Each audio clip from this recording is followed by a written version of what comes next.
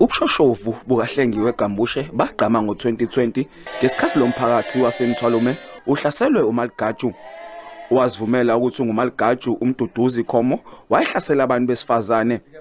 Isibalo salabo ababulala asikaqinisekiswa ngamaphoyisa.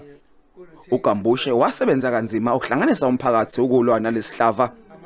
Umndeni uthi baqemeke ingozi engeqwantwala. Uhlengiwe ubamba elikhulu iqhaza emphakathini. Ulwele kakhulu umphakathi ukuthi uhlengiwe bengasamningi kakhulu ekhaya. Aso sonke isikhathi uhlengiwe uyabizwa abantu ngeenkinga zabo. Ayolungisela abantu inkinga. Manje ukuhamba kwakhe nje silahlekelwe kakhulu somndeni.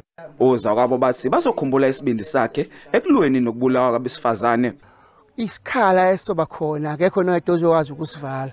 Kodwa sinesifiso ukuthi mhlambe umoya wakhe bungangena komunye umuntu ukuthiwa kuyakwazi ukwenzeka ukuze umphakathi wala ngakithi uzizwe uphephile. Usizo kakhulu emphakathini kuthina. Into yakho uyayisukumela ayilwele. Akafuni ukuthi uthule.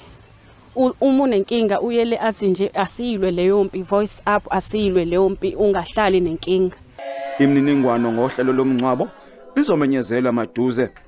Bongani Gema indaba ze SABC eMthwalume.